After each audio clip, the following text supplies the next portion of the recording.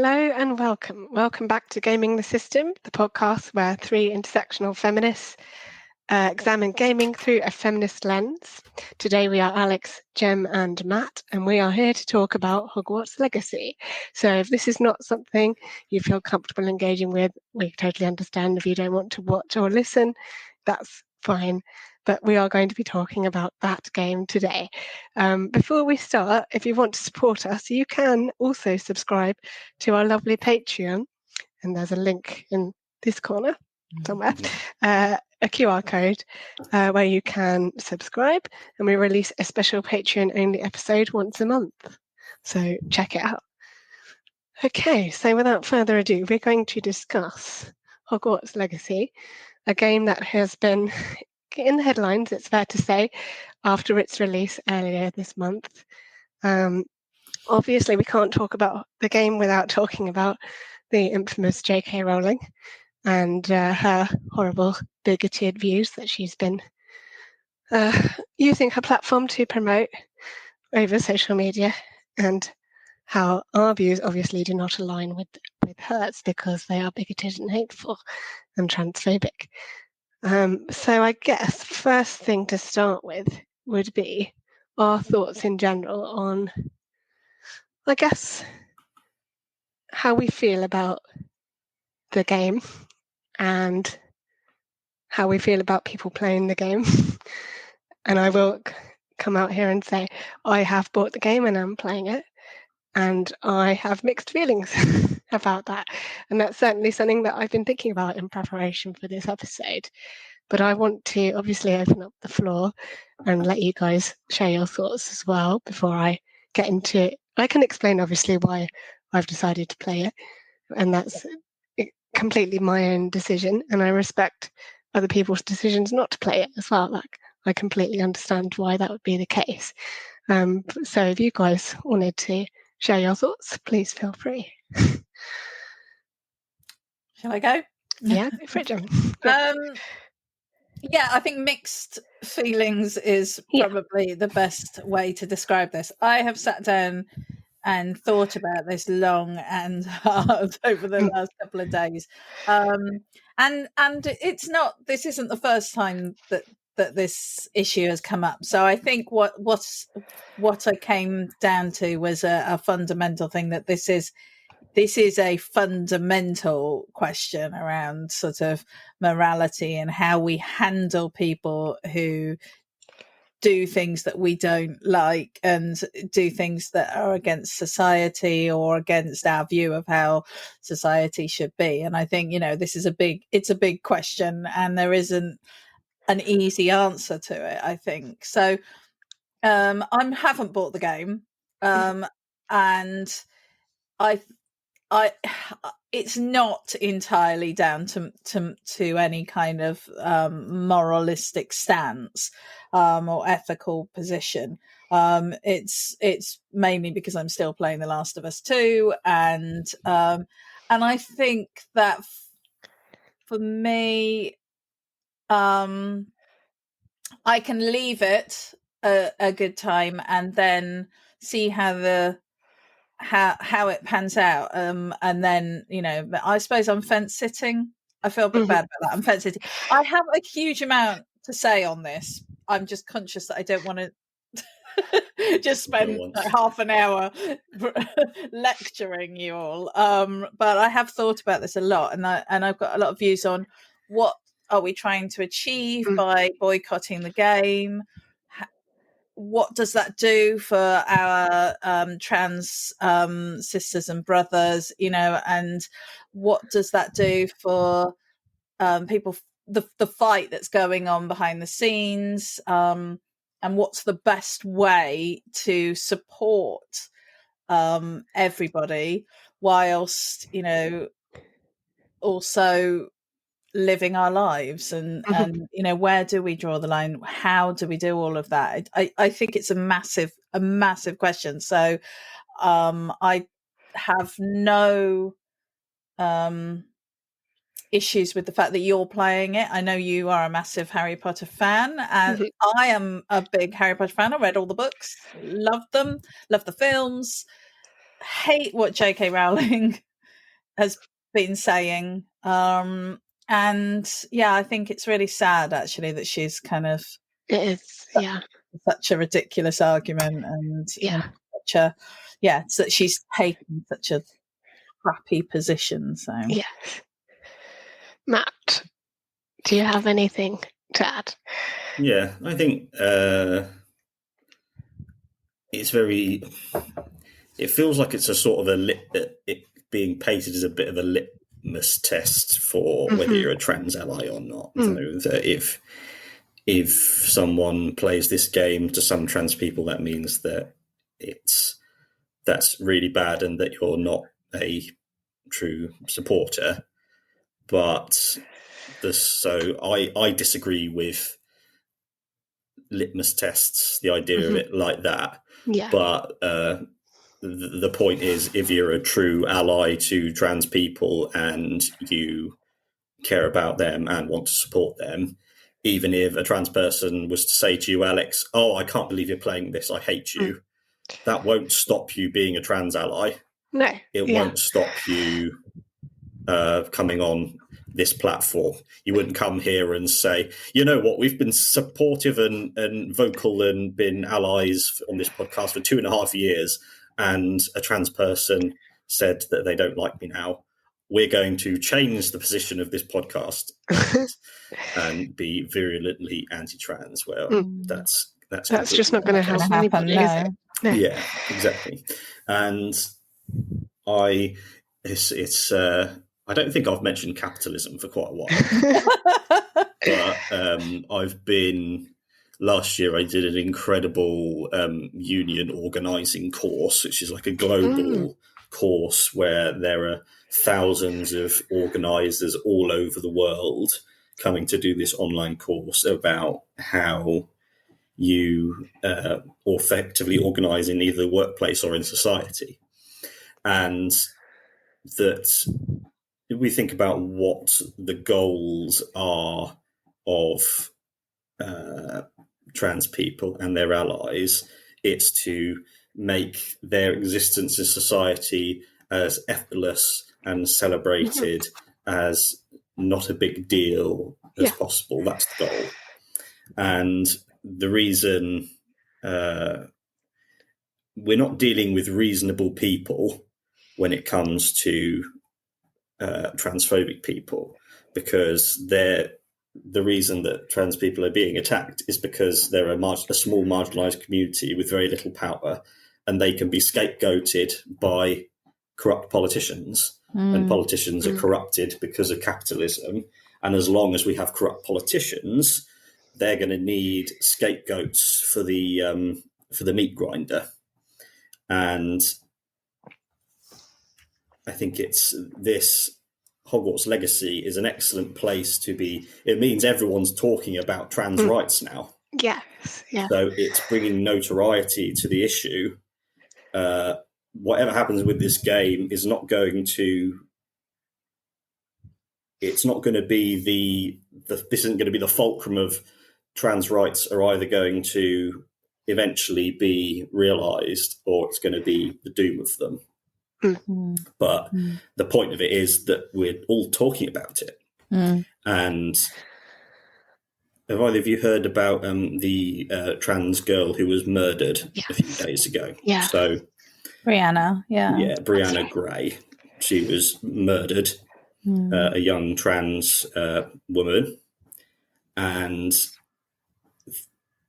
a sign of the times is that in all of the newspaper articles that I've read about her, they all respect her trans identity. No one goes, mentally ill boy convinced a girl murdered by confused young men. So the point is we're talking about it. And that's why I'm so glad that we're coming to have this conversation. Definitely. Yeah. No, I think in terms of my playing the game, obviously I'm not 100% comfortable with some of my feelings around naturally J.K. Rowling, but like her associations with what is essentially a product of her ultimate making. But in terms of when you think about how the films were obviously a big influence for this game, I think a lot of the art direction and the styles and even the sound design, a lot of it's taken from like the David Yates era of the films, so films 5 to 8. So in a way, it's definitely a kind of celebration of not just this one creator. It's looking at the whole of the creative like output from filmmakers and all the other Harry Potter IP based things. It's not just the one person, it's the talents and hard work of an awful lot of people involved in making the game and in making the films, and like all of that combined into this one thing, which a lot of gamers and Harry Potter fans have essentially been waiting since childhood for. It is the perfect Harry Potter RPG, if you will. I haven't obviously finished the game. I'm about 15 hours in, more or less. I had a break from it today because it is one of those ones, as you know, with any type of new game, you get sucked in and it becomes difficult to stop playing. One of the reasons, I think one of my main reasons for wanting to play it is because that world, the Wizarding World, it kind of, in my head, it means, what it means to me is the relationships I formed at the times I was reading the books and watching the films growing up. So I bonded quite a lot with my sister over the books and the films, and we got much closer through that.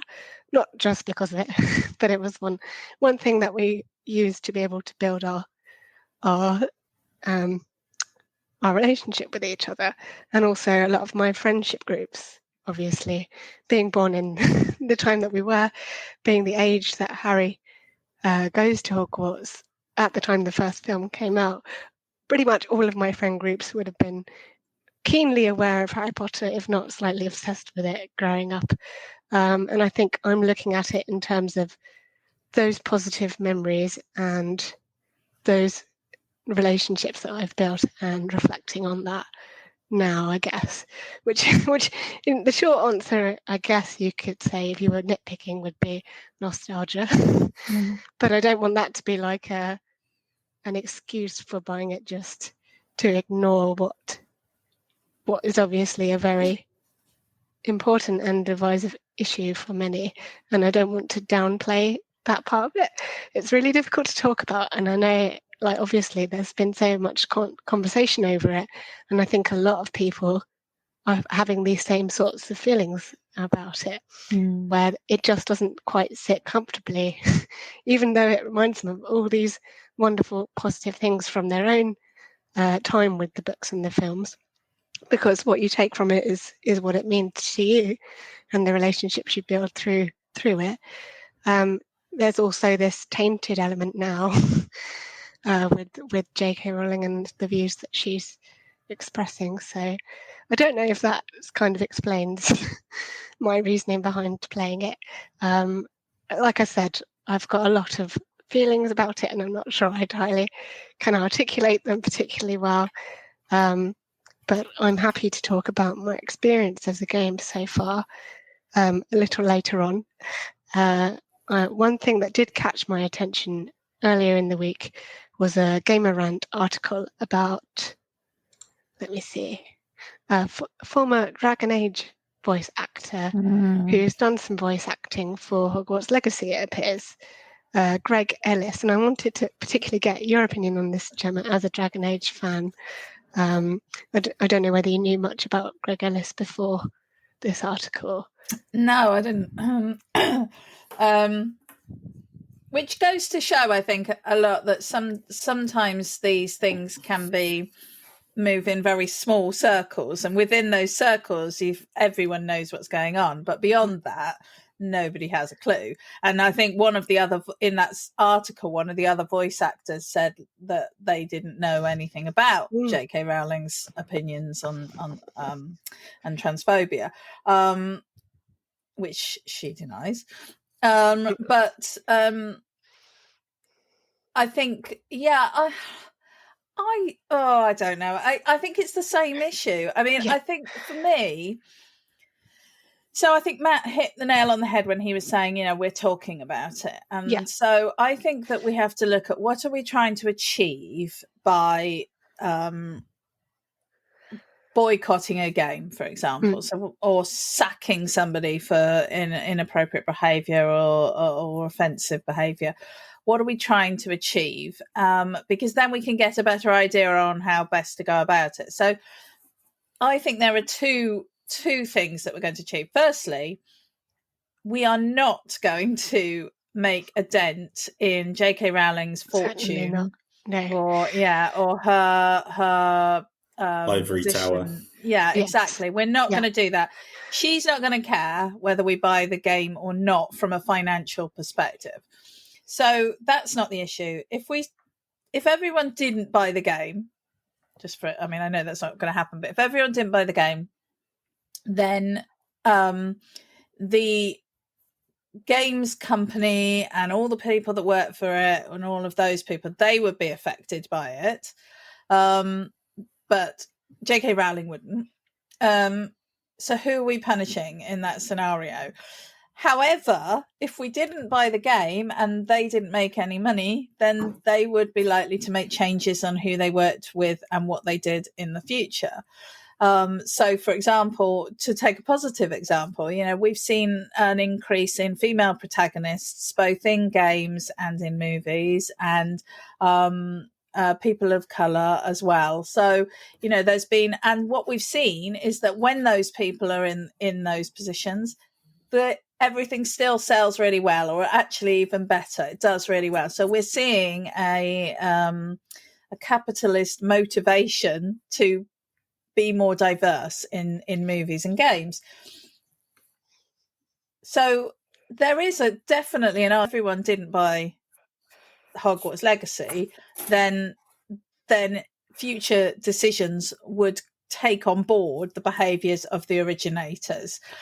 However, from the perspective of my love of Hogwarts would be dead then. The world of Harry Potter would be out of the window because it would be a poison chalice. So there would be no more films, there would be no more games, there wouldn't, because there's no way to disentangle it from J.K. Rowling. That's one aspect. That's a very extreme scenario. So the other issue is that if what we want to do is encourage people to talk about the issue and to, just to be more, because we have to talk about it in order to normalize it. We have to talk about it in order to get over the concerns that some people raise about these things, and to understand what the things are that we need to think about, what the things are we need to worry about, and what the things are that we don't need to worry about.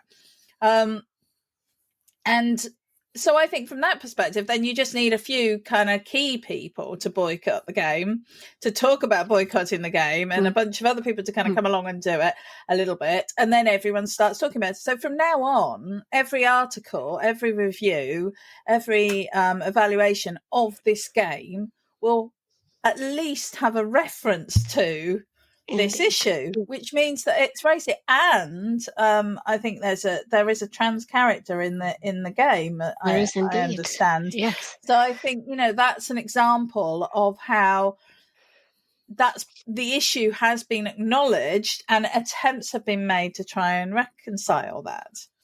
So I think the final thing that I wanted to say about this is that so when we've got some like a voice actor who's an arse or whatever. That's not the issue here. If I was going to boycott a game completely, it would be because of the contents of the game. And I do understand that there is some problematic content in Hogwarts Legacy, because there's some anti-Semitism in there with regards to the goblins in the bank. And that's not an issue that I know a lot about, so I don't feel sort of comfortable to comment on it too much, but I know there are some other issues.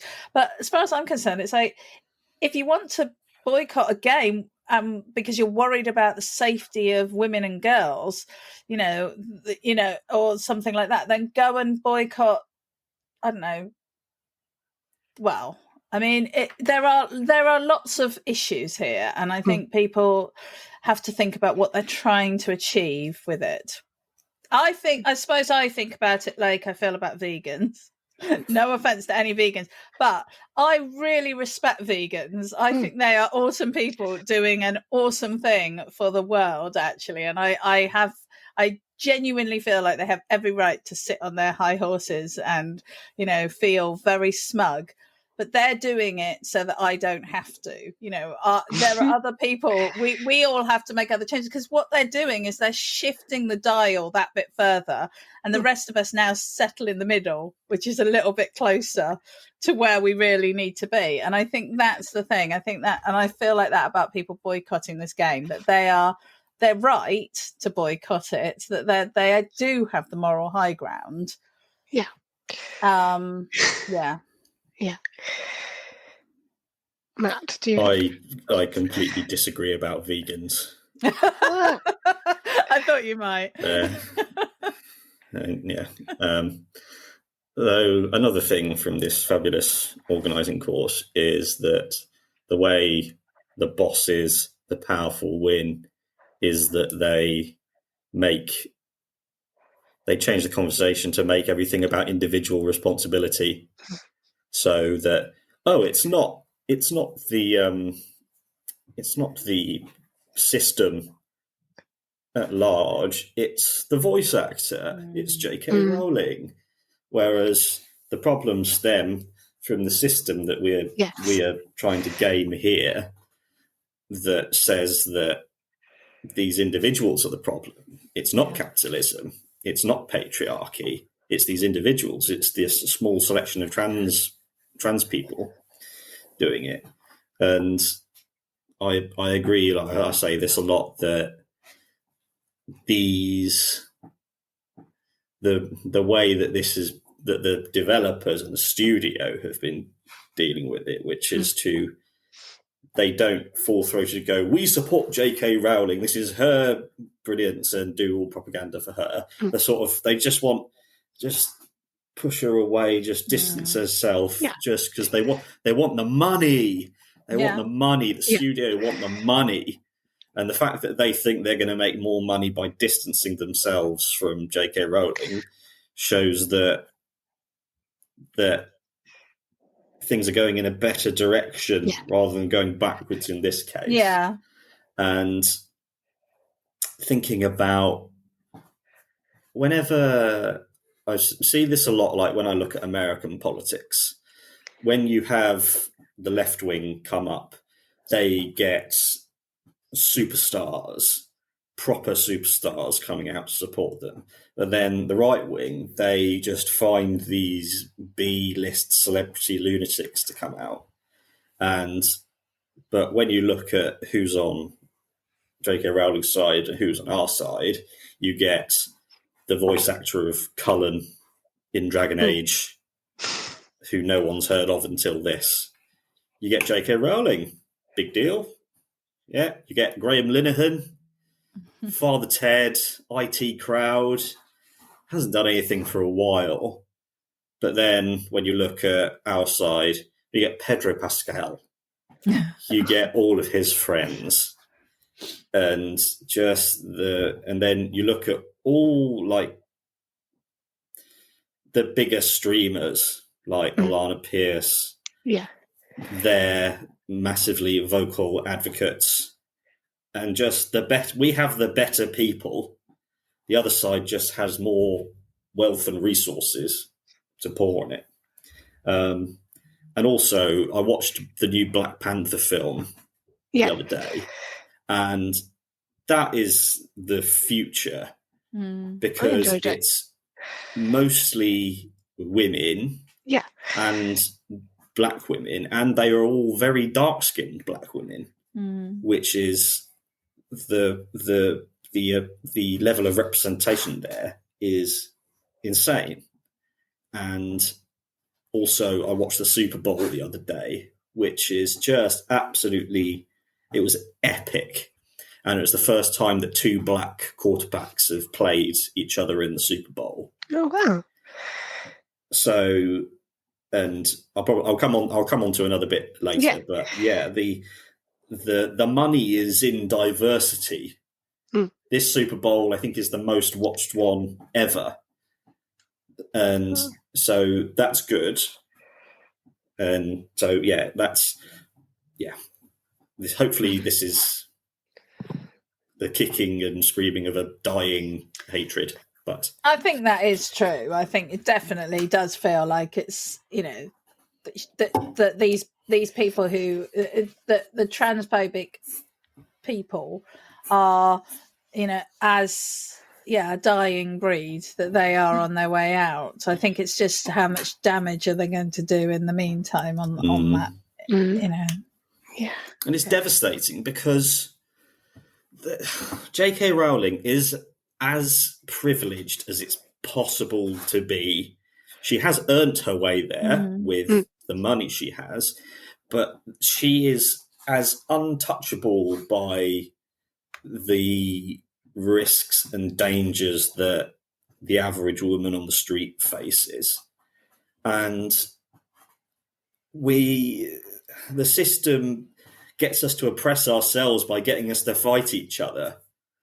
And there is not 99.9% of the women who are transphobic, they are no safer from male violence than anyone else. And again, it's the focusing on individual things. Like, the problem isn't trans women in bathrooms and bathrooms being a safe place. It's that, like, the vast majority of women are murdered by someone who knows them, who is close to them. Yeah. And so the violence that happens against women is almost always perpetrated by a man. But look, the violence that is perpetrated upon other men is also perpetrated by men, which means that the problem is men being violent. And we have to look at why are men violent? But we don't have to, because we don't want to. So why don't we look at trans women instead and blame them? And this is one of the things and this is what I was like going off. I got confused, got my arguments confused. But this is one of the things that has been really bugging me over the last few months, especially with what we're seeing with the gender recognition, self-ID and things like that going on up in Scotland, is that, there's so many men on the TV over the last few weeks and the radio banging on about protecting women and girls when, the recent high-profile cases where women have been murdered, their families have been murdered. I mean, the awful case of the teacher in Surrey and her daughter, and this is male violence, and they're standing up there. These politicians are standing up there and talking about how they're going to protect women and girls, and not actually from the threat, which is men. It is not trans women. And I think, it's clearly, a distraction tactic. Can't see it as anything other than that, either to distract us so that we're so busy infighting that we don't get anything done, or to just distract us from the fact that actually, yes, all men. Sorry, Matt, but certainly all women. I'll say one last thing, in that I am worried that the RMT union and their strike is going to fail badly because they're not thinking big enough, and that there isn't we're in the stage of capitalism and global warming and everything where we need to be we need to think bigger, because we've been taught our entire lives that you need to be polite and ask by little bits and be reasonable. Whereas what the wealthiest people want is as extreme and unreasonable as possible. They want everything. They want absolutely everything. That's what we're fighting. So we need to demand everything back. And what they're doing is still doing, oh, we'll do one strike and then we'll do another strike. We'll follow the laws of doing it. Whereas what they could do is just go, right, we're not going to work for a month. Arrest me if we're breaking the law, because that's what it's going to take. Yeah. Who knew we could get onto such broad topics? That's why I love. We hope you enjoyed that episode of Gaming the System. If you want to support us, you can donate to us through our PayPal by sending it to wearegamingthesystem@gmail.com if you want to send us a one-off donation. If you want to donate to us monthly, you can subscribe to our Patreon at patreon.com/gamingthesystem. Until next time, bye-bye.